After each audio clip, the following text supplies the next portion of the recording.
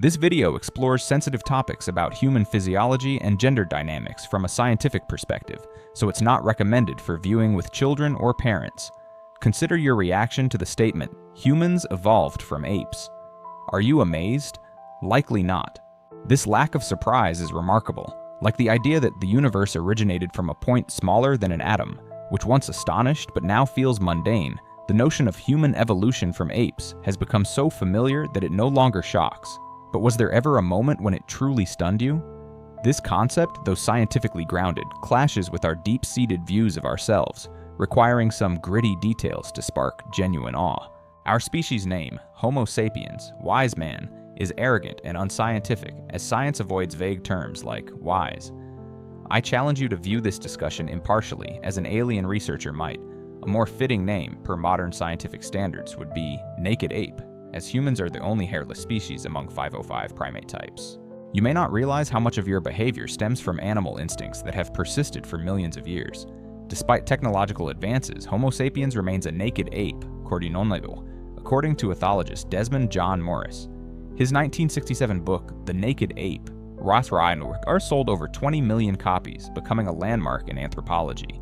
Compared to Stephen Hawking's A Brief History of Time, which hit 10 million, Morris's work profoundly shaped Western views, inspiring generations of biologists despite ongoing debates.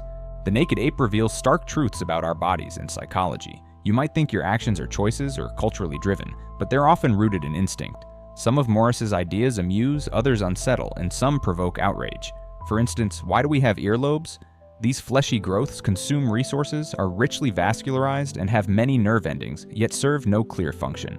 Morris suggests they evolved as erogenous zones to enhance pair bonding, swelling during arousal to increase sensitivity. The book's core idea is that our loftiest traits, family, friendship, love, faith, are derivatives of ancient instincts. Ignoring this foundation risks trouble. Cultural progress meets resistance when it clashes with our biology, shaped when we were hunter-gatherer apes. A pivotal influence occurs in the womb, where the mother's heartbeat, heard by the fetus at 70 beats per minute, imprints comfort. Post-birth, 80% of mothers hold infants on the left side, near the heart, regardless of handedness, to provide familiar security. Rocking at 60-70 swings per minute mimics this rhythm, aiding sleep, a pattern we unconsciously replicate in stress through tapping or swaying. Mother apes maintain constant physical contact with their young, aided by infants' instinct to cling to fur. Human babies, however, lack the strength and fur to hold on as monkey infants do, yet they retain a gripping reflex. This reflex is observable in 6-month-old fetuses and newborns, who tightly grasp when their palms are stimulated, though they cannot sustain it like their primate cousins. Even more striking is the Moro reflex. When a baby is suddenly lowered, their arms spread, fingers open, and then close as if grasping to avoid falling.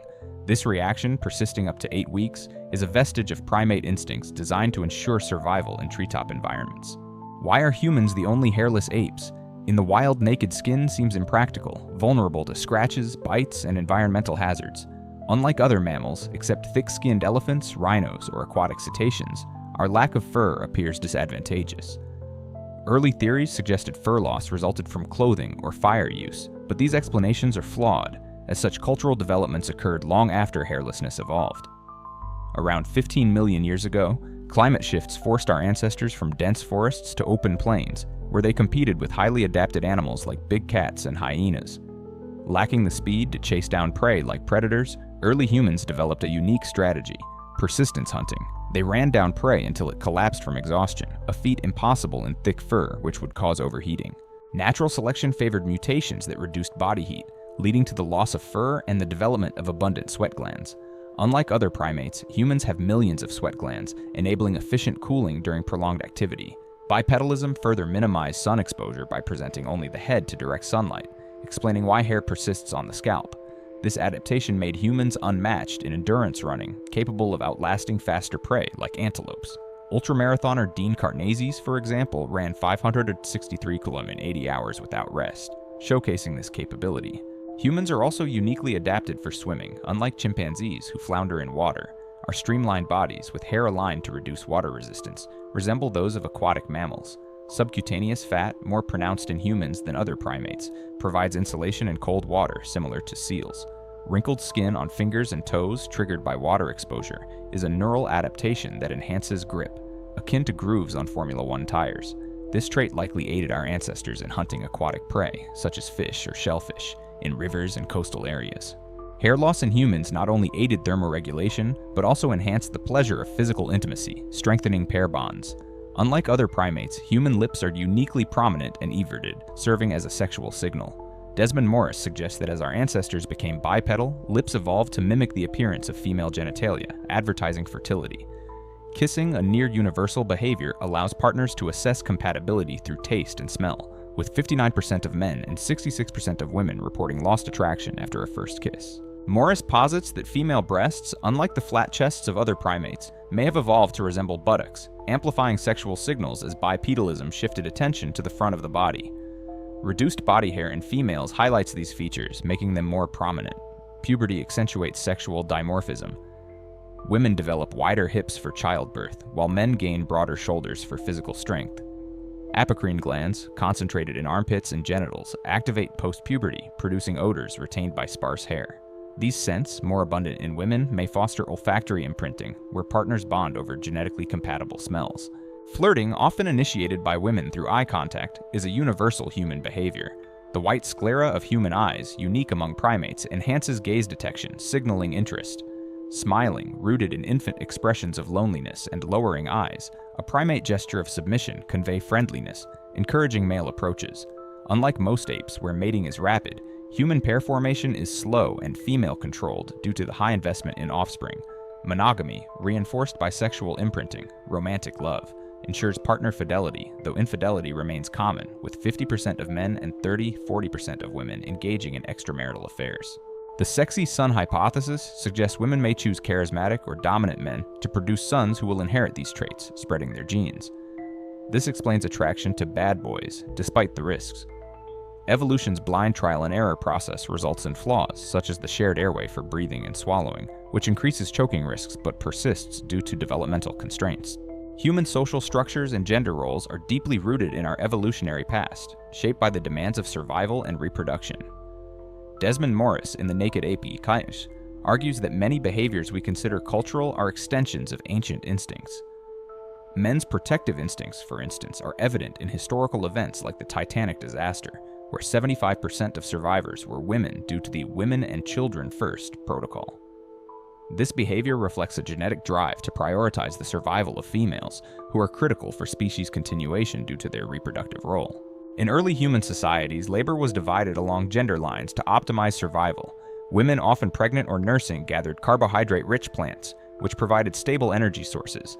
Men, leveraging greater physical strength, hunted for protein-rich meat, a riskier but high-reward task. This division fostered male hunting groups, a social structure rare among primates, where maternal care typically dominates. Unlike chimpanzees, where females and offspring form the core social unit, human males bonded in cooperative hunting bands, sharing risks and rewards. These groups laid the foundation for male solidarity, seen today in team sports, military units, or even workplace camaraderie. Women's social strategies also evolved to mitigate risks. Morris suggests that women often maintained backup male relationships, platonic friends who could provide protection or resources if the primary partner failed, such as during a hunt. This behavior, while strategic, does not imply widespread dual mating. Genetic studies indicate that only 2–3% of children are non-paternal, suggesting infidelity was not a dominant strategy. Instead, women's social networks ensured stability, balancing dependence on male providers with community support. Pair bonding ceremonies, from weddings to public declarations, reinforce attachment and signal commitment to the group, reducing conflict over mates. Morris notes that men tend to fall in love faster, driven by visual cues and reproductive urgency, while women's attachment fades quicker if emotional or resource security wanes. This dynamic reflects the differing evolutionary pressures. Men maximize genetic spread, while women prioritize offspring survival. The hymen, a thin membrane in females, may have evolved to enforce sexual selectivity, signaling virginity and increasing male confidence in paternity. Its presence, valued in many cultures, aligns with male instincts to invest in their own offspring. However, its evolutionary origin remains debated, as it appears in only some mammals and varies widely among humans. Morris speculates it emerged to deter casual mating, raising the stakes for female partner choice, though cultural amplification has exaggerated its significance. Infanticide, though rare, reveals darker adaptive strategies. In resource-scarce environments, mothers may kill newborns to preserve energy for existing children or future reproduction. A study in Italy documented 110 cases of maternal infanticide, often linked to poverty or social stress. This behavior, seen in other mammals like lions, underscores the brutal logic of survival, where maternal investment is calculated to maximize long-term reproductive success. Women's limited reproductive window, roughly 400 ovulations compared to men's continuous sperm production, makes them the primary drivers of human evolution. Historically, only about half of men reproduced, while most women did, suggesting females exerted stronger selective pressure through mate choice. This dynamic explains why traits like male charisma or physical prowess persist, as women favored partners who could provide security or genetic advantages for offspring. Human behavior around territory, clothing, and food reveals our deep primate roots, shaped by millions of years of evolution. Desmond Morris, in The Naked Ape, argues that our homes, fashion, and diets are not merely cultural constructs, but extensions of ancient instincts adapted to modern contexts. These behaviors, often taken for granted, reflect our biological heritage as both primates and predators. Humans, like other primates, are territorial animals, a trait that governs how we organize our living spaces. Our homes mirrored the defended territories of our ancestors, whether they were treetop nests or savanna camps. Morris suggests that the modern house or apartment is a direct descendant of these primal territories, complete with symbolic markers like fences, gates, or nameplates that signal ownership. Inside, spaces are divided into functional zones: kitchens for feeding, bedrooms for mating and sleeping, mimicking the structured nests of apes. This territorial instinct drives behaviors like decorating, which personalizes space, or disputes over property lines, which echo primate conflicts over feeding grounds. Unlike solitary predators like tigers, humans live in cooperative groups, balancing individual territory with communal spaces. A city apartment block, for instance, houses hundreds of family units, each with its own nest, yet sharing common areas like hallways or courtyards. This arrangement reflects our hybrid nature. We crave the security of a personal domain, but rely on group cooperation for survival. Morris notes that territorial disputes, from neighborly feuds to international wars, stem from this instinct, amplified by our ability to create abstract boundaries like borders. Clothing, a hallmark of human culture, originated not for warmth, but for social signaling. Morris posits that early humans, having lost their fur, used clothing to conceal sexual signals, such as genitalia, to reduce constant mating conflicts in close-knit groups. Over time, clothing evolved to protect against environmental hazards like cold or sun, but its primary role remained social. In colder climates, layers of animal hides or woven fabrics became essential, yet even here, decoration, beads, dyes, or patterns serve to advertise status or group identity, much like the colorful fur of other primates. Paradoxically, clothing can also enhance sexual signals. Modern fashion, from high heels to tight jeans, exaggerates traits associated with youth or fertility. High heels, for example, elongate the legs and tilt the pelvis, mimicking the posture of younger females, while makeup amplifies facial signals like flushed cheeks or full lips. Morris points out that cultural norms often suppress natural signals, body odor, or exposed skin, yet we subvert these rules through perfumes or revealing styles, betraying our instincts. An intriguing evolutionary relic is paradoxical undressing in hypothermia, where victims strip naked as vasodilation creates a false sense of warmth, exposing our vulnerability to primal responses. Human diets reflect our dual identity as omnivorous primates and opportunistic predators. Unlike strict carnivores like lions or fruit-focused primates like gorillas, humans combine both tendencies. Morris highlights that we eat large, hot meals like predators, preferring cooked meat for its concentrated protein, yet crave sweets like primates, drawn to the quick energy of fruits or honey. This hybrid diet shaped our social behaviors. Communal meals, from family dinners to feasts, strengthen group bonds, much like grooming does for apes. Our predatory side manifests in hunting and cooking, which require planning and cooperation, traits that distinguish us from other primates. Chimpanzees may hunt small prey, but they lack the systematic approach of human hunter-gatherers, who tracked large game and shared kills. Cooking, a uniquely human innovation, not only made food safer and tastier, but also fostered social rituals as groups gathered around fires. Meanwhile, our primate heritage drives our love for carbohydrates, grains, roots, or sugary snacks, evident in the global obsession with desserts or soda. Food preferences also reveal evolutionary compromises.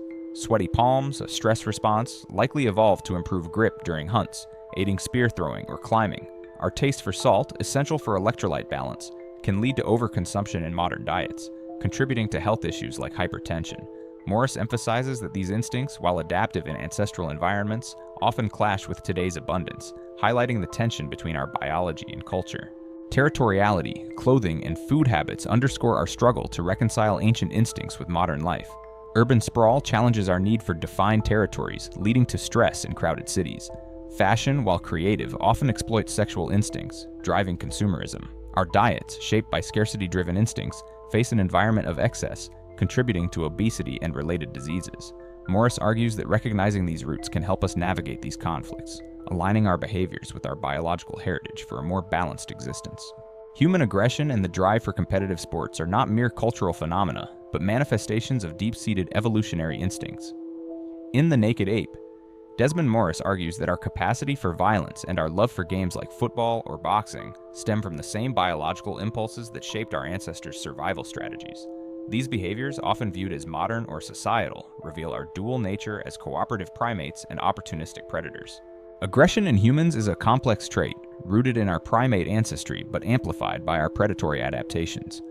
Like chimpanzees who engage in territorial skirmishes or dominance displays, humans are wired for conflict to secure resources, mates, or status. However, unlike most primates, our ancestors evolved as hunters, pursuing large game in coordinated groups. This predatory lifestyle required not only cooperation, but also controlled aggression, directed at prey or rival groups. Morris suggests that this dual role, cooperative ally and aggressive hunter, created a unique tension in our psychology. In early human societies, aggression was tempered by social bonds. Face-to-face combat, like wrestling or fistfights, allowed for displays of strength without lethal outcomes, as opponents could signal submission to end conflicts. These interactions mirrored primate dominance rituals, where baring teeth or posturing resolved disputes without bloodshed. However, the invention of projectile weapons, spears, bows, and later guns, disrupted this balance. Unlike physical combat, ranged weapons bypass natural limiters, enabling mass killing from a distance. Morris notes that this technological leap, combined with our tribal instincts, has fueled devastating wars, a trait shared with chimpanzees, who also engage in lethal group conflicts. Our physiological responses betray this aggressive heritage. Sweaty palms during stress, often seen as a sign of nervousness, likely evolved to enhance grip during hunts or fights, improving weapon handling or climbing. Similarly, the adrenaline surge in confrontations prepares the body for fight or flight, a mechanism honed over millions of years. Yet in modern contexts, these responses can misfire, leading to chronic stress or impulsive violence when social triggers mimic ancestral threats. Sports, particularly competitive ones, are a direct outlet for our predatory and aggressive instincts. Morris argues that games like football, rugby, or hunting simulations, e.g. archery, mimic the dynamics of ancestral hunts. In football, for instance, players chase a prey, the ball, coordinate as a pack to outmaneuver opponents, and defend territory, the goal. The crowd's roars echo the communal excitement of a successful hunt, reinforcing group cohesion. Even non-contact sports, like running or swimming, tap into our endurance-based hunting strategies, where persistence outlasted faster prey. This connection is not merely metaphorical. The physicality of sports, tackling, sprinting, or throwing, engages the same muscle groups and neural pathways used by our ancestors to stalk and kill. Morris points out that spectators, too, are drawn in by instinct. Cheering for a team mirrors the tribal loyalty of hunting bands, while booing rivals reflects territorial defense.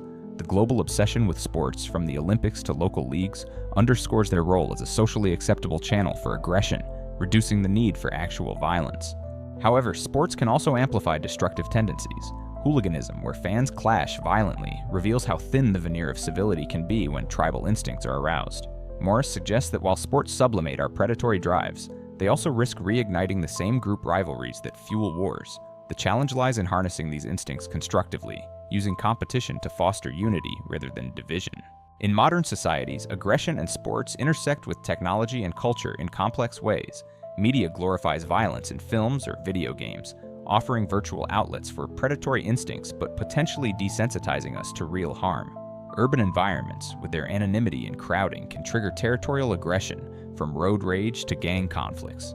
Meanwhile, organized sports, while beneficial, often fuel hyper-competitive cultures that prioritize winning over cooperation, echoing the dominance hierarchies of our primate ancestors. Morris argues that understanding these instincts is crucial for managing their darker sides. By channeling aggression into structured activities like sports, societies can reduce violence, but only if they address the underlying tribalism that fuels division. Education and awareness of our biological roots can help us temper impulsive reactions, fostering cooperation over conflict. For instance, international sports events, when inclusive, can unite disparate groups, turning rivalries into shared celebrations of human potential. Our aggressive and competitive drives, while potentially destructive, are also sources of creativity and resilience. The same instincts that drove our ancestors to hunt megafauna or defend territories enabled us to build civilizations and explore the stars. Morris emphasizes that by acknowledging our naked ape nature, we can redirect these energies toward constructive goals, balancing our primal urges with our capacity for reason. War, one of humanity's most destructive behaviors, is not a modern invention, but an extension of ancient instincts rooted in our primate and predatory ancestry. In The Naked Ape, Desmond Morris argues that warfare emerges from the same tribal instincts that once ensured group survival, now amplified by technology and abstract ideologies. By exploring the evolutionary underpinnings of war and tribalism, we can better understand their persistence and seek ways to mitigate their devastating consequences. Humans are inherently tribal, a trait inherited from our primate ancestors, who lived in tight-knit groups to survive predators, secure food, and raise offspring.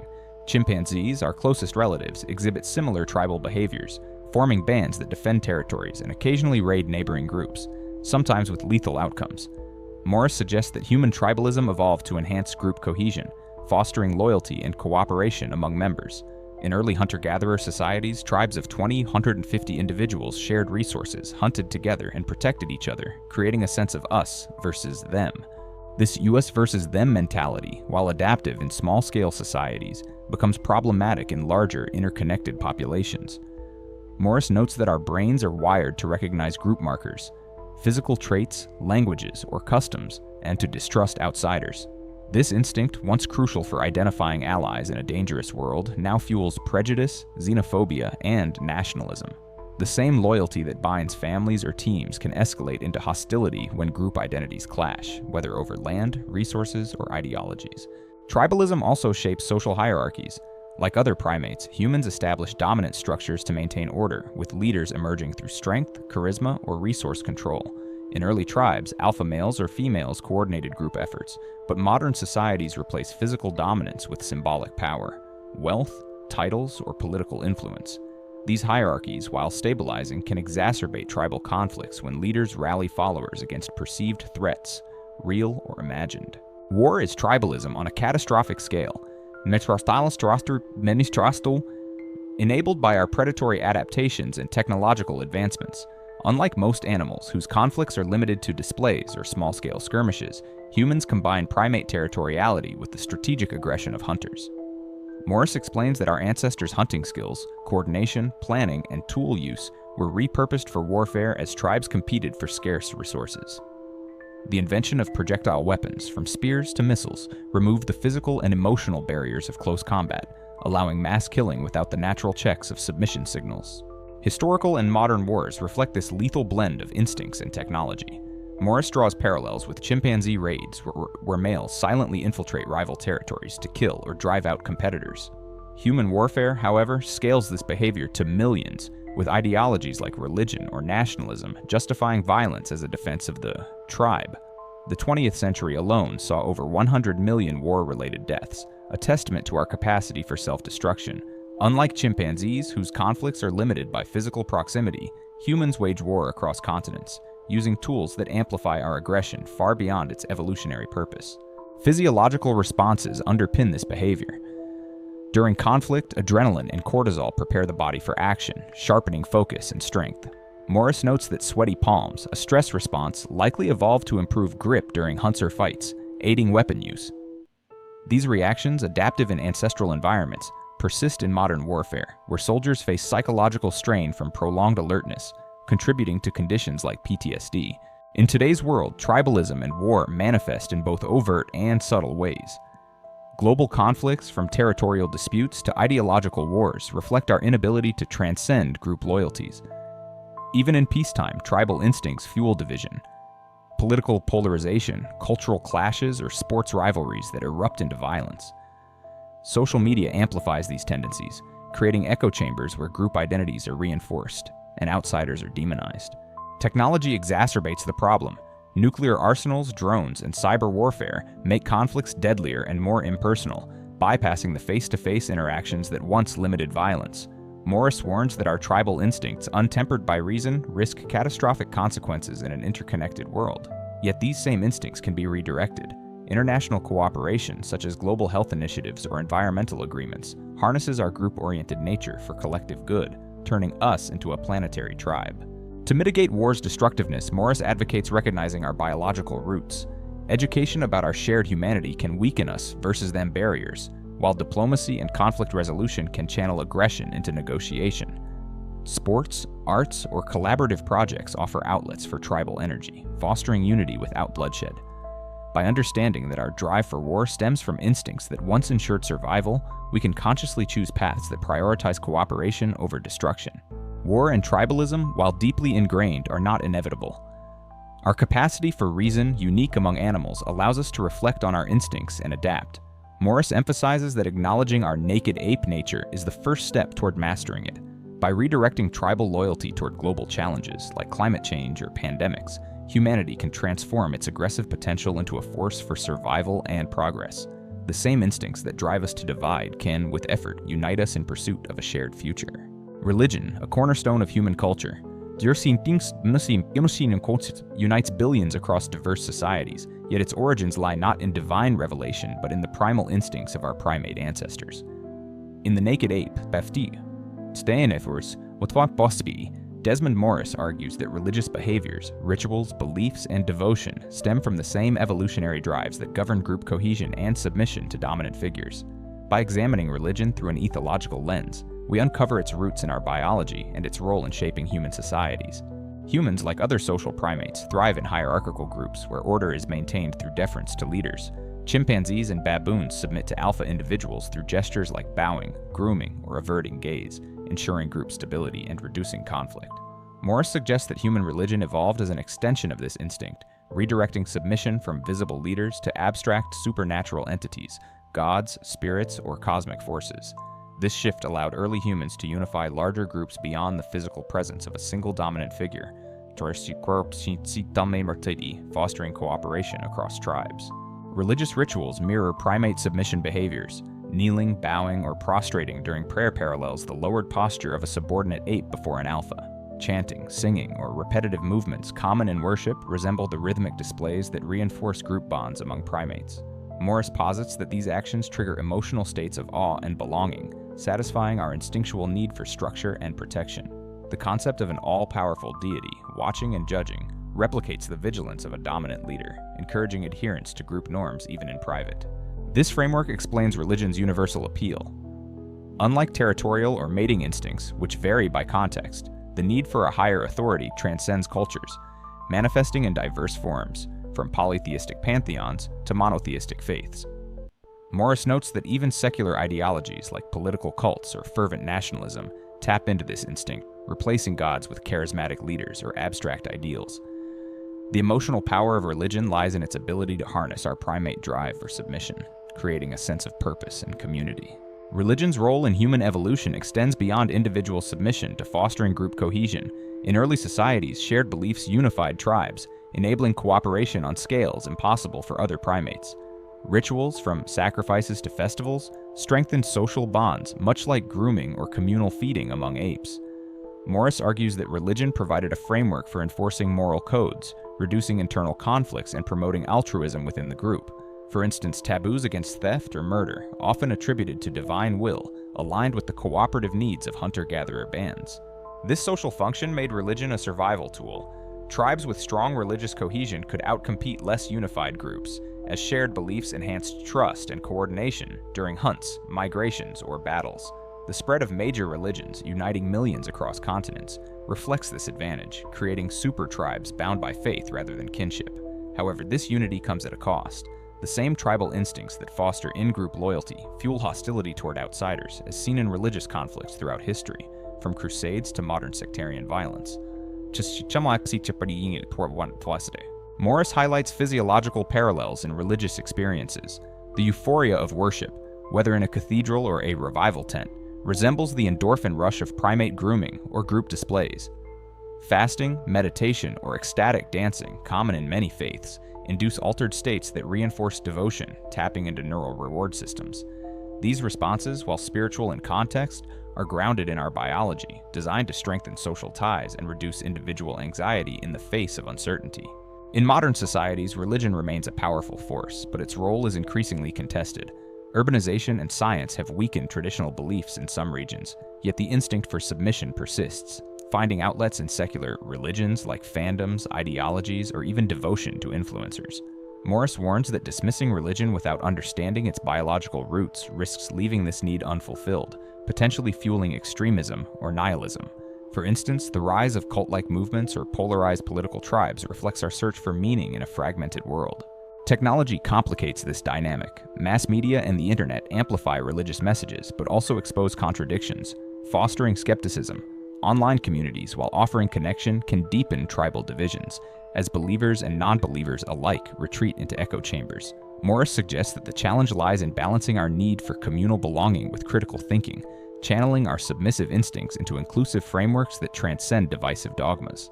Religion's evolutionary roots reveal both its strengths and limitations. Its ability to unite and inspire is unmatched, but its reliance on tribal instincts can perpetuate conflict. Morris advocates embracing our naked ape nature to reframe religion's role. By fostering universal values, compassion, cooperation, curiosity, humanity can satisfy its need for meaning without the divisive baggage of dogma. Secular rituals like global celebrations of art or science could replace exclusionary faiths, uniting us as a single tribe. Understanding religion as a product of our biology empowers us to harness its unifying potential while mitigating its destructive tendencies. Science, sati, often hailed as the pinnacle of human rationality, is deeply intertwined with the same primal instincts that gave rise to religion.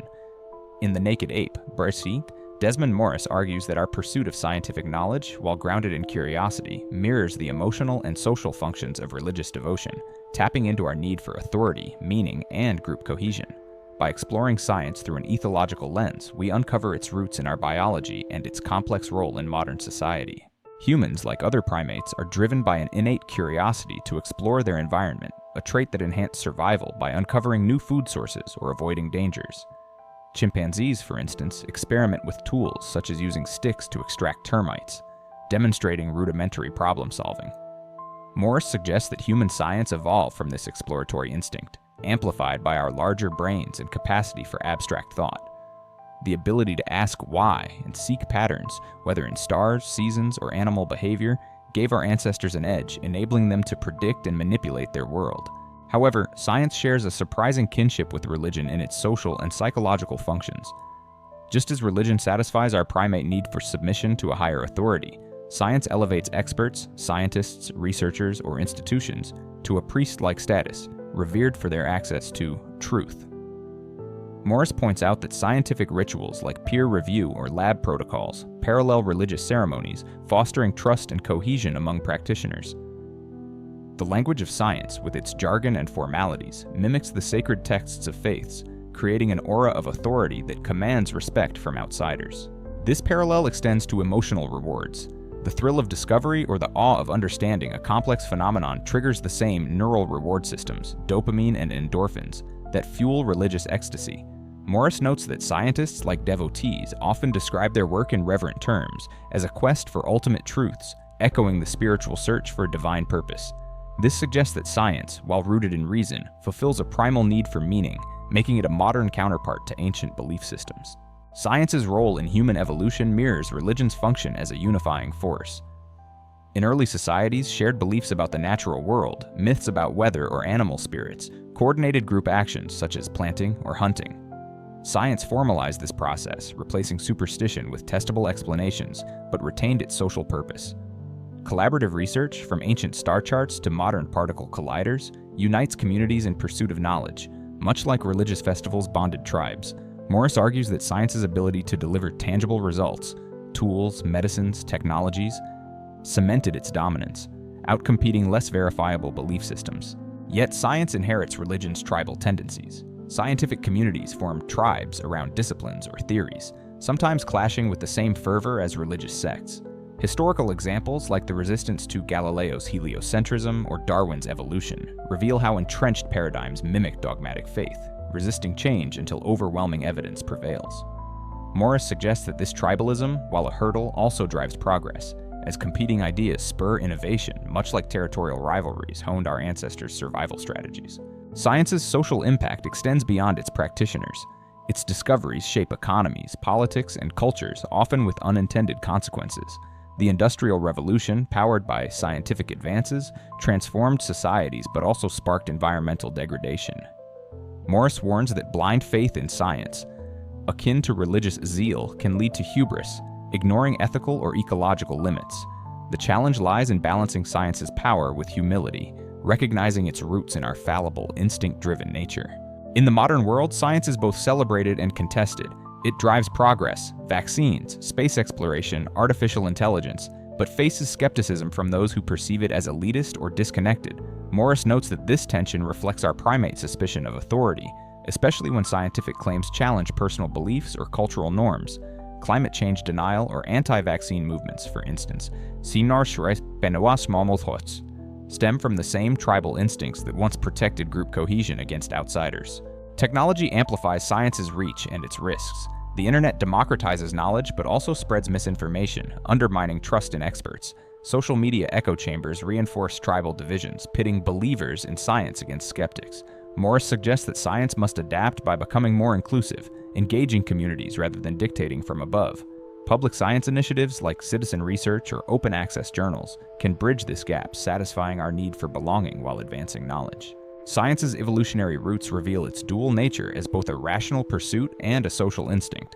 Its capacity to illuminate the universe is unparalleled, but its reliance on human drives, curiosity, authority, tribalism, demands vigilance. Morris advocates embracing our naked ape nature to harness science's potential responsibly. By fostering collaboration over competition and curiosity over dogma, humanity can use science to address global challenges, climate change, disease, inequality, without succumbing to hubris or division. Science, like religion, can unite us as a global tribe, but only if we temper its power with awareness of our biological limits. Humanity's journey from treetop-dwelling primates to spacefaring innovators is a testament to our dual nature as both instinct-driven animals and rational thinkers. In The Naked Ape, Desmond Morris argues that our behaviors, maternal care, sexual strategies, territoriality, aggression, religion, and science are rooted in the primal instincts of our evolutionary past. Yet our unique capacity for self-awareness and reason offers a path to transcend these instincts, harnessing them for progress rather than destruction. This final reflection explores how understanding our naked ape nature can guide us toward a balanced future, aligning our biology with our aspirations. Morris's central thesis is that humans are not detached from the animal kingdom, but deeply embedded within it. Our hairless bodies, social structures, and emotional responses betray our primate heritage, shaped by millions of years of survival pressures. Maternal instincts, like holding infants close to the heart, echo the comforting rhythms of the womb. Sexual signals, from flushed lips to flirtatious glances, evolved to secure mates and ensure reproduction. Territorial instincts turn homes into modern nests, while aggression fuels both sports and wars. Even our loftiest pursuits, religion's search for meaning and science's quest for truth, stem from primate drives for submission and curiosity. Recognizing these roots is not a reductionist dismissal of human complexity, but an empowering insight. By acknowledging that our behaviors are influenced by instincts, we gain the clarity to manage them consciously. For instance, understanding that tribalism drives prejudice allows us to foster inclusive communities that transcend group divisions. Knowing that aggression is a hunter's legacy enables us to channel it into constructive outlets like competition or creativity. Morris emphasizes that denial of our animal nature risks amplifying its darker sides, violence, division, or blind dogma, while embracing it opens the door to self-mastery. Modern society, with its technological marvels and global connectivity, presents a paradox. It amplifies our potential while exposing the limits of our biology. Urbanization cramps our territorial instincts, leading to stress or conflict in crowded cities. Consumerism exploits our sexual and status-seeking drives, fueling unsustainable consumption.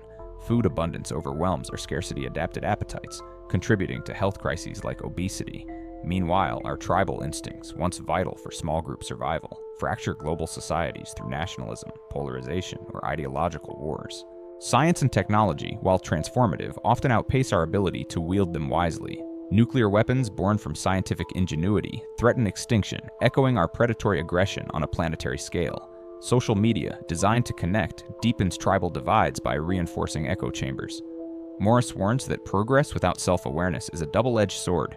It elevates our capabilities but risks catastrophe if our instincts remain unchecked. The challenge lies in aligning our tools with our biology, using reason to temper impulses that no longer serve us. Morris advocates a future where humanity embraces its dual nature, balancing instinct with reason. This begins with education, not just of facts, but of our biological selves. Teaching children about their evolutionary roots can foster empathy and self-control, reducing prejudice or impulsive violence. For example, understanding that fear of outsiders is a tribal relic can encourage openness to diversity. Recognizing that our love for sweets reflects primate foraging can guide healthier dietary choices. Social structures must also evolve. Institutions can redirect tribal instincts toward global cooperation, as seen in international efforts like the Paris Climate Agreement or global health campaigns. Sports, arts, and collaborative projects can channel aggression and status seeking into shared achievements, replacing conflict with creativity. Morris suggests that secular rituals, celebrations of human milestones like space exploration or cultural festivals, can satisfy our need for communal belonging without the divisiveness of dogma. Science, as our most powerful tool, must be wielded with humility. Morris argues that scientists, like religious leaders, must engage communities, not dictate from ivory towers. Open dialogue, citizen science, and ethical frameworks can ensure that discoveries serve humanity's collective good, avoiding the hubris that led to past missteps like unchecked industrialization. By grounding science in an awareness of our instincts, we can harness its potential to solve pressing challenges, climate change, disease, inequality, while minimizing unintended harm.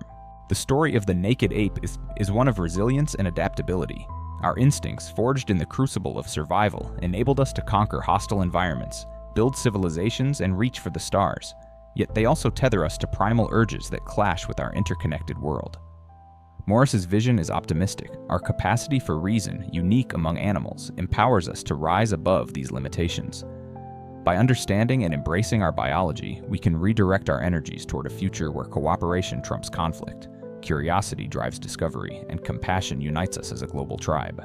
This balance is not a utopian dream, but a practical necessity. The same instincts that once ensured our survival now threaten it, but they also hold the key to our salvation. Our ability to reflect, learn, and choose sets us apart, offering a chance to craft a world that honors both our animal roots and our boundless potential. As Morris reminds us, we are naked apes, but we are also dreamers, builders, and guardians of our own destiny. The way humans raise their children is one of the most profound expressions of our biological heritage, blending primal instincts with cultural adaptations. In The Naked Ape, Desmond Morris argues that parenting behaviors, from nurturing infants to guiding adolescents, are rooted in the evolutionary strategies that ensured our ancestors' survival. By examining child-rearing through an ethological lens, we uncover how our primate instincts shape the next generation and influence the trajectory of human society. Human parenting is distinguished by its intensity and duration, a direct consequence of our species' unique biology. Unlike most mammals, human infants are born exceptionally helpless, requiring years of care due to their underdeveloped brains and bodies. Morris explains that this prolonged dependency, known as neoteny, evolved to allow for extensive learning and brain growth, enabling humans to adapt to diverse environments. Chimpanzee infants, by contrast, cling to their mothers and achieve independence within a few years, while human children rely on parental protection and guidance well into adolescence. This extended care period is rooted in primate social structures. Among apes, mothers maintain close physical contact with their young, using touch and vocalizations to soothe and bond. Human parents replicate this through cradling, breastfeeding, and cooing, which trigger oxytocin release in both parent and child, reinforcing attachment. Morris notes that the human infant's smile, appearing within weeks of birth, is an evolved signal to elicit parental care, mirroring the submissive grins of primate young. The Moro reflex, where a startled baby flings out its arms, further illustrates our ancestral ties, designed to ensure a falling infant clings to its mother. Fathers, too, play a significant role, a rarity among primates where males typically offer minimal care. Human pair bonding, driven by the need to support resource-intensive offspring, encouraged paternal investment. Morris suggests that male provisioning, hunting, or gathering freed mothers to focus on nurturing, creating a cooperative parenting dynamic that enhanced survival. This division of labor persists in modern societies, though cultural norms shape its expression, from stay-at-home dads to shared parenting models. Child-rearing is not just a biological imperative, but a social act that transmits group values and skills.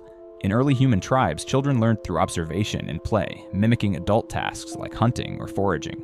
Morris compares this to primate grooming, where young apes watch and imitate to integrate into the group. Human play, from rough and tumble games to storytelling, serves a similar purpose, honing physical, social, and cognitive skills. For example, tag or wrestling mimics hunting pursuits, preparing children for adult roles while strengthening group bonds. Discipline, a hallmark of human parenting, also has evolutionary roots. Primate mothers use gentle nudges or vocal warnings to correct offspring, ensuring they conform to group norms. Human parents employ a range of strategies, praise, punishment, or reasoning, to instill behaviors that align with societal expectations. Morris argues that this process reflects our tribal instincts, as children must learn to navigate hierarchies and cooperate within the group. Harsh discipline, however, can backfire, triggering fear responses that mirror those of subordinate primates, potentially stifling creativity or fostering rebellion. The extended human childhood also allows for cultural transmission, a key to our species' success. Language, tool use, and moral codes are passed down through teaching and storytelling, embedding children in their group's identity. Morris notes that this process reinforces tribalism, as children adopt us versus them mentalities, which can persist into adulthood, fueling prejudice or loyalty. Yet it also enables adaptability as each generation builds on the knowledge of the last, driving cultural and technological progress. Modern parenting faces unprecedented challenges as our biological instincts clash with rapidly changing environments. Urbanization and technology disrupt traditional child-rearing patterns, reducing extended family support and exposing children to digital influences. Morris warns that screen time, while engaging, can supplant physical play and face-to-face bonding, potentially weakening social skills that evolved through direct interaction. The rise of sedentary lifestyles also conflicts with our active primate heritage, contributing to childhood obesity and mental health issues. Cultural shifts further complicate parenting. In many societies, dual-income households and career demands strain the time-intensive nurturing that human children evolved to require. Morris suggests that this mismatch can lead to stress for both parents and children as our instincts crave close, consistent care. Meanwhile, the pressure to prepare children for a competitive, globalized world often prioritizes academic achievement over play or emotional development, ignoring the holistic needs of our naked ape offspring. Discipline, too, is a battleground. Debates over authoritarian versus permissive parenting reflect our struggle to balance instinctual control with modern values of autonomy. Morris notes that overly strict approaches may suppress the curiosity that drove human innovation, while excessive leniency can fail to instill the group-oriented behaviors needed for social cohesion. Finding a balance is critical to raising resilient, adaptable children in a world far removed from our ancestral savannas. Understanding the evolutionary roots of parenting offers a roadmap for navigating these challenges. Morris advocates for environments that align with our biology, communities that mimic tribal support, with grandparents, neighbors, or mentors sharing caregiving roles, schools that prioritize play and exploration alongside academics, and policies that support parental leave and work-life balance. Technology, if used wisely, can enhance learning, interactive apps, or virtual storytelling, but must complement, not replace, physical and social engagement. Parents can also draw on our primate heritage by fostering secure attachments through touch, play, and responsive care, building emotional resilience in children. Discipline should blend guidance with freedom, encouraging creativity while teaching cooperation, much like our ancestors balanced individual survival with group needs. By teaching children about their biological roots, why they crave connection or feel fear, we can empower them to manage their instincts, preparing them for a complex world. Ultimately, child-rearing is humanity's bridge between past and future. Our instincts, honed over millennia, equip us to nurture the next generation, but our reason allows us to adapt these instincts to new realities. Morris's vision is clear. By embracing our naked ape nature, we can raise children who are not only survivors but innovators, capable of forging a cooperative, sustainable future. Language, the cornerstone of human civilization, sets us apart from other animals, enabling complex societies, culture, and innovation. In The Naked Ape, Desmond Morris argues that our ability to communicate through spoken and written words is not a sudden leap, but an extension of primate vocalizations and gestures, refined by evolutionary pressures. By exploring the biological origins of language and its role in human behavior, we uncover how our naked ape instincts shape the way we connect, cooperate, and conflict. Communication is universal among social animals, but human language is uniquely sophisticated. Primates like chimpanzees use a range of vocalizations, grunts, hoots, screams, and physical gestures such as grooming or facial expressions to convey emotions, establish hierarchies, or warn of danger. Morris suggests that human language evolved from these rudimentary systems as our ancestors faced new survival challenges. Bipedalism, which freed the hands for tool use and gesturing, likely played a key role, allowing early humans to supplement vocal signals with precise hand movements, a precursor to complex communication. The development of a larger brain, particularly the expansion of the neocortex, enabled humans to process and produce intricate sounds and symbols. Morris posits that language emerged to coordinate group activities, such as hunting or foraging, where precise instructions could mean the difference between success and starvation. Unlike primate calls, which are largely instinctive and limited to immediate needs, human language allowed for abstract thought, storytelling, and planning, fostering cooperation on a scale unmatched in the animal kingdom. Facial expressions and body language, deeply rooted in our primate heritage, remain integral to communication. The human smile, derived from the submissive grin of young apes, signals friendliness and reduces tension. Eye contact, enabled by the white sclera unique to humans, conveys trust or dominance, amplifying verbal messages. Morris notes that these nonverbal cues, often unconscious, betray our emotions even when words conceal them, revealing the instinctual underpinnings of our interactions. Language is more than a tool for survival. It is the glue that binds human societies. In early tribes, shared language reinforced group identity, distinguishing us from them and fostering loyalty. Storytelling, from oral myths to written epics, transmitted knowledge, values, and cultural norms, ensuring group cohesion across generations. Morris compares this to primate grooming, which strengthens social bonds through physical contact. Language achieves the same through shared narratives, jokes, or even gossip, which reinforces trust and hierarchy. Language also shapes power dynamics. In primate groups, dominant individuals use vocalizations or displays to assert authority, while subordinates signal submission. Human language mirrors this through tone, vocabulary, or rhetoric. Leaders, from tribal chiefs to modern politicians, wield words to inspire, persuade, or intimidate, while eloquent speech often signals status or intelligence.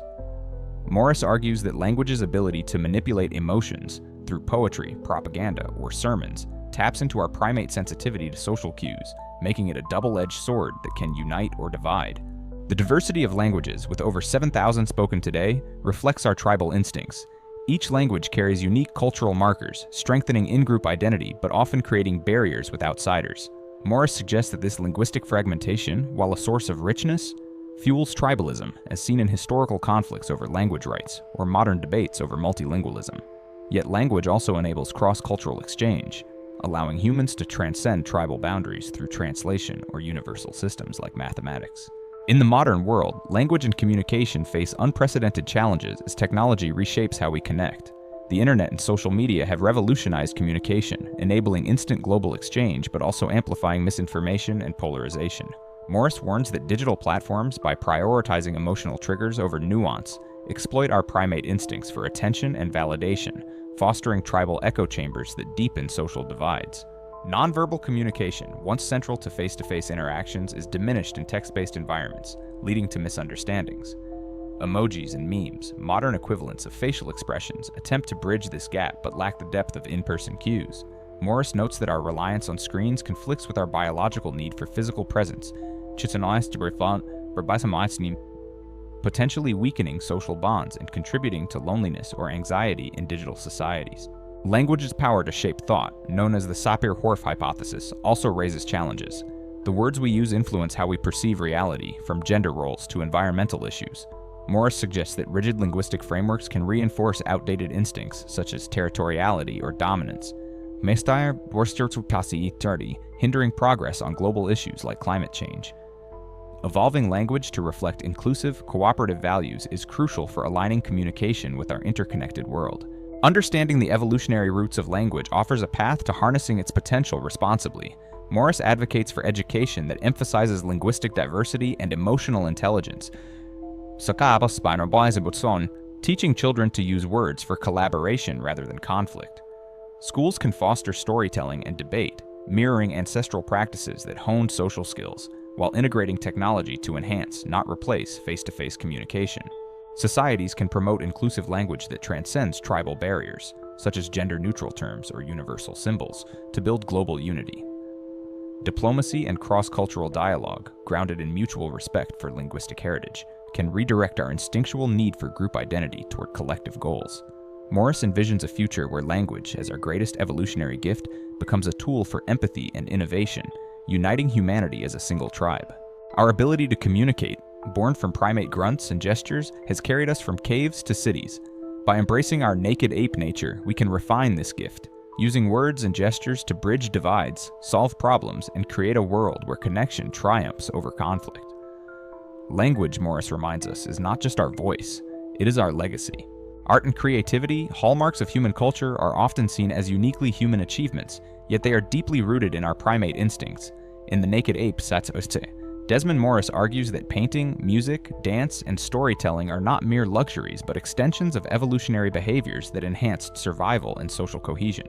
By examining art through an ethological lens, we uncover how our naked ape nature drives creative expression and shapes our societies. Creativity is not exclusive to humans, it emerges from instincts shared with other animals.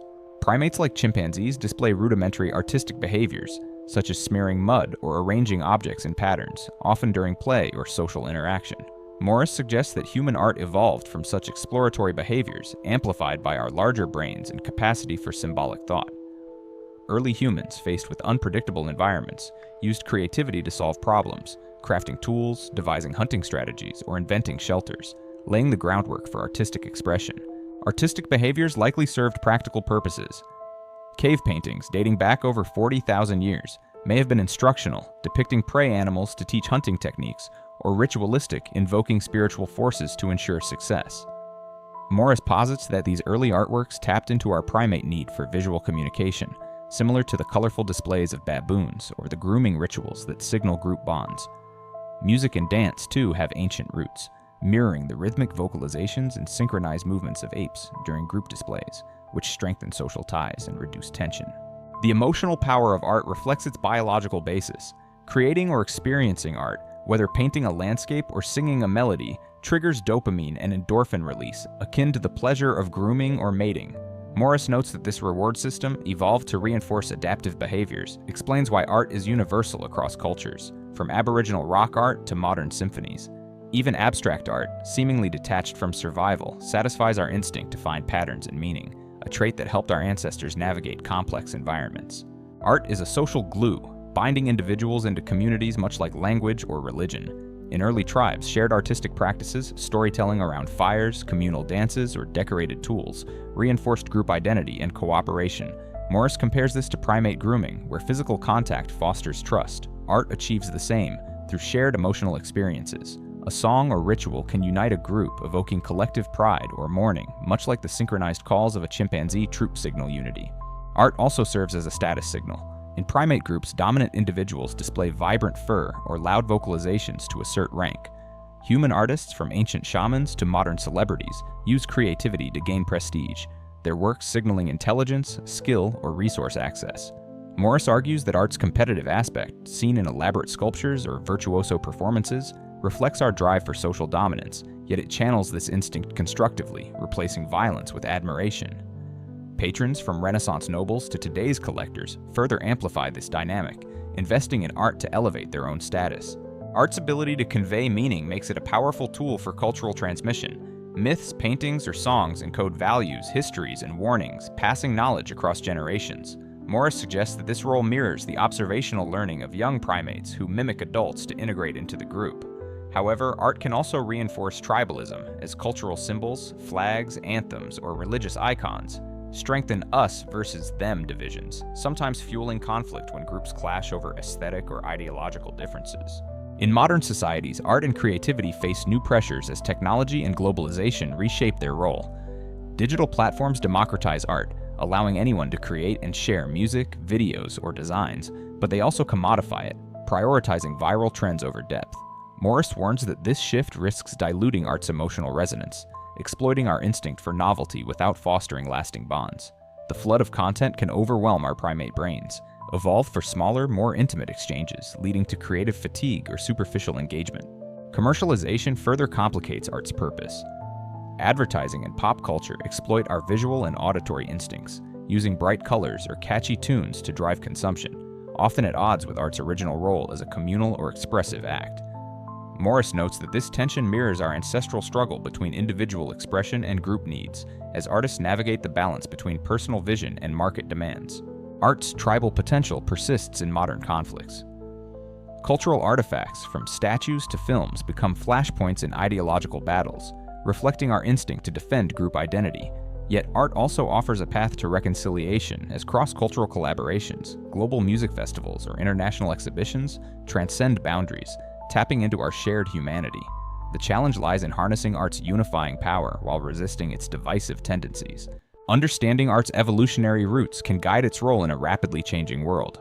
Morris advocates for education that nurtures creativity from an early age, encouraging children to draw, sing, or tell stories as extensions of play, much like our ancestors did. Schools should prioritize arts alongside sciences, recognizing their role in emotional and social development, fostering resilience and empathy in a digital age. Societies can support art as a communal act, creating spaces, public murals, community theaters, or open mic events that echo the tribal gatherings of our past. Technology, if used wisely, can amplify art's reach, connecting creators across cultures while preserving its emotional depth. Morris envisions a future where art, as a universal language, bridges divides, channeling our instincts for expression and status into collaborative, inclusive endeavors. Art, born from the playful smudges of our primate ancestors, is a testament to our capacity to transform instinct into beauty. By embracing our naked ape nature, we can ensure that creativity remains a source of connection, inspiration, and progress, painting a vibrant future for humanity's shared canvas. Technology, from stone tools to artificial intelligence, defines humanity's ability to shape the world, yet it is deeply rooted in our primate instincts for exploration and problem-solving. In The Naked Ape, Chibatsua, Desmond Morris argues that our technological advancements are extensions of the same drives that fueled our ancestors' survival, but their rapid evolution challenges our biological instincts in unprecedented ways. By examining technology through an ethological lens, we uncover how our naked ape nature both propels and struggles with the tools we create. The impulse to create tools is not uniquely human. It is a trait shared with other animals, particularly primates. Chimpanzees use sticks to extract termites and rocks to crack nuts, demonstrating rudimentary technology driven by curiosity and necessity. Morris suggests that human technology evolved from these exploratory behaviors, amplified by our larger brains, bipedalism, and opposable thumbs.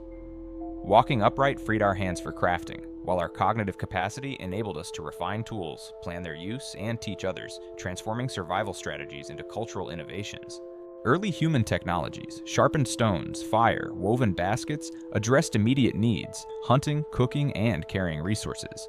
These inventions gave our ancestors an edge, allowing them to exploit diverse environments, from savannas to icy tundras. Morris posits that tool-making tapped into our primate play instincts, where experimentation and imitation honed skills. The dopamine rush from solving problems, akin to the thrill of a successful hunt, reinforced this behavior, embedding technological creativity in our biology. Technology also served social purposes. In primate groups, grooming strengthens bonds. Among early humans, crafting and sharing tools fostered cooperation and status. A skilled flint knapper or firekeeper likely gained prestige, much like an alpha ape displaying strength. Morris notes that this dynamic persists in modern societies, where inventors and tech pioneers are celebrated as cultural leaders, their innovations signaling intelligence and resource control. Technology shapes human societies by amplifying our capacity to connect, create, and dominate. The invention of agriculture, a technological leap, transformed nomadic tribes into settled communities, enabling population growth and complex social structures. Writing systems, another technological milestone, preserved knowledge and coordinated large groups, much like vocalizations unify primate troops. Morris compares these advancements to grooming, as technologies like roads, phones, or the internet bind individuals into ever larger tribes, fostering cooperation across distances. However, technology also mirrors our competitive instincts. In primate groups, dominant individuals use displays to assert power. Humans wield technology to control resources or intimidate rivals. From bronze swords to nuclear warheads, tools have escalated conflicts, scaling our predatory aggression to catastrophic levels.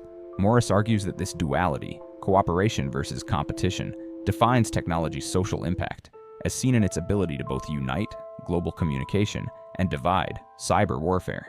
Technological innovation drives cultural evolution, transmitting skills and ideas across generations. Just as young primates learn by watching adults, humans pass down technological knowledge through apprenticeship, education, or digital platforms. Yet this process reinforces tribalism as groups develop distinct technological identities. Think of Silicon Valley's tech culture versus traditional craftsmanship, sometimes sparking cultural or economic divides. In the modern era, technology's rapid pace outstrips our biological capacity to adapt. creating tensions with our primate instincts. Social media, designed to connect, exploits our need for social validation, triggering dopamine loops that mimic grooming but often lead to addiction or anxiety. Morris warns that this overstimulation clashes with our brains, evolved for smaller face-to-face groups, contributing to mental health crises in digital societies. Automation and artificial intelligence, while boosting productivity, threaten our instinctual need for purpose and status. Jobs replaced by machines can erode social roles, echoing the displacement of subordinate primates in a hierarchy. Morris suggests that this mismatch fuels resentment, as seen in backlash against technological change, from Luddite rebellions to modern anti-tech movements. Meanwhile, technologies like surveillance systems amplify our tribal instincts, enabling control but also eroding trust, as groups fear outsider oversight. Environmental impacts further highlight technology's double-edged nature. Industrial advancements rooted in our drive to exploit resources have triggered climate change, challenging the survival instincts that once ensured our dominance. Morris notes that our scarcity-driven biology struggles to prioritize long-term sustainability over immediate gains, a relic of our ancestral environment where resources were fleeting.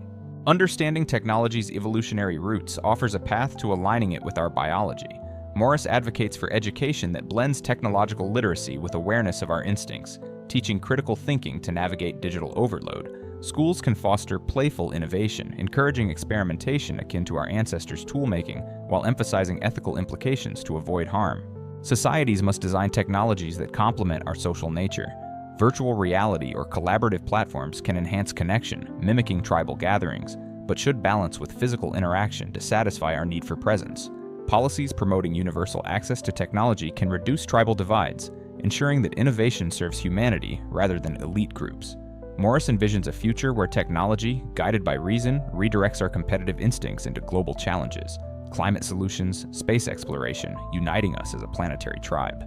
Our technological journey, from flint blades to quantum computers, reflects the restless curiosity of the naked ape. By embracing our biological drives, we can wield technology as a tool for connection and progress, not division or destruction, crafting a future that honors both our primal roots and our boundless ingenuity. Humanity stands at a crossroads, shaped by the primal instincts of our primate ancestors, yet propelled by a unique capacity for reason, creativity, and innovation. In The Naked Ape, Desmond Morris unveils the biological threads weaving through our behaviors: maternal care, sexuality, aggression, religion, science, art, and technology, revealing a species both bound by its evolutionary past and capable of transcending it. This final reflection synthesizes these insights, exploring how understanding our naked ape nature can guide us toward a future that balances instinct with wisdom, fostering unity and sustainability in an interconnected world. Morris's exploration of human behavior reveals a tapestry of instincts honed over millions of years. Our nurturing of infants, rooted in primate bonding, ensures survival through prolonged care, while sexual signals drive reproduction and pair bonding, shaping family structures. Territorial instincts turn homes into modern nests, yet fuel conflicts when resources are scarce. Aggression, a hunter's legacy, manifests in sports and wars, its intensity amplified by tools from spears to drones. Tribalism binds us into groups but sparks division, from religious crusades to nationalist fervor. Language, art, and technology, born from curiosity and play, elevate our potential, enabling communication, creativity, and mastery over nature. Yet they also intensify our challenges, from digital overload to environmental crises. These instincts, while adaptive in ancestral environments, often clash with modern realities. Urbanization crowds our territorial instincts, consumerism exploits our status-seeking drives, and global threats like climate change demand cooperation beyond our tribal wiring. Morris argues that denying our biological roots risks amplifying their destructive sides: prejudice, violence, or greed, while embracing them empowers us to channel these drives constructively. By recognizing that our love for competition stems from hunting, or that our need for belonging fuels both community and conflict, we gain the clarity to navigate our dual nature. The key lesson from Morris's work is that self-awareness is our greatest asset. Unlike other animals, humans can reflect on their instincts, choosing when to indulge or restrain them. This capacity, rooted in our expanded neocortex, has driven progress, from inventing agriculture to landing on the moon, yet it demands vigilance. Our primate brains, wired for immediate rewards and small group loyalty, struggle with long-term threats like ecological collapse or technological misuse. Morris suggests that education is pivotal, not just of facts, but of our biological selves. Teaching children about their evolutionary heritage can foster empathy, reduce tribal biases, and encourage sustainable choices, aligning our instincts with global needs. Social structures must evolve to support this balance. Communities that mimic tribal cohesion through shared rituals, local governance, or collaborative projects can satisfy our need for belonging while transcending divisive loyalties.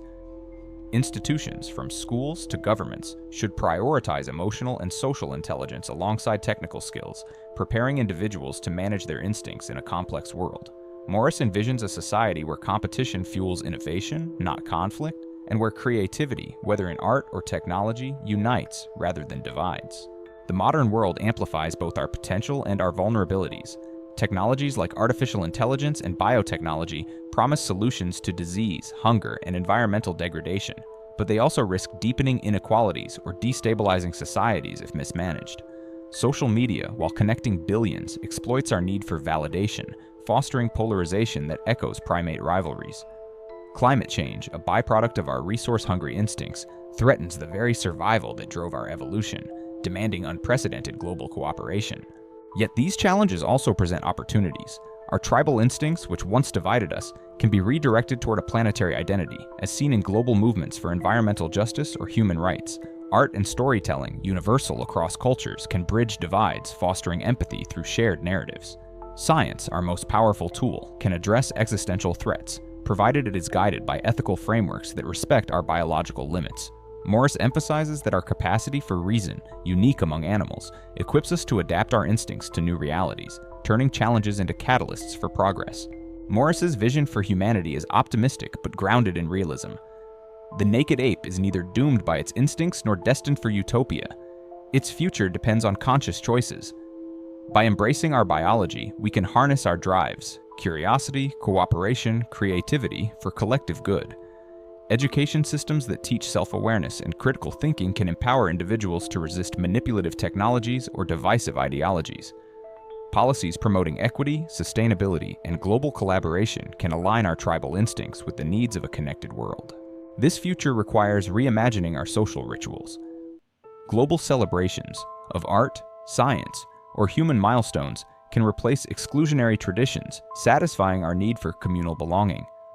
Technologies designed with human instincts in mind can enhance connection and purpose, from virtual communities that mimic tribal gatherings to AI that augments, not replaces, human agency. Morris envisions a world where humanity, aware of its primate roots, uses its gifts of reason and empathy to build a civilization that honors both its past and its potential. The story of the naked apes is one of resilience, adaptability, and aspiration. Our instincts, forged in the crucible of survival, carried us from savannas to stars, but they also tether us to primal urges that must be mastered. By understanding and embracing our nature, we can chart a path where cooperation triumphs over conflict, creativity shapes progress, and humanity thrives as a global tribe, united not by instinct alone, but by a shared vision of what we can become.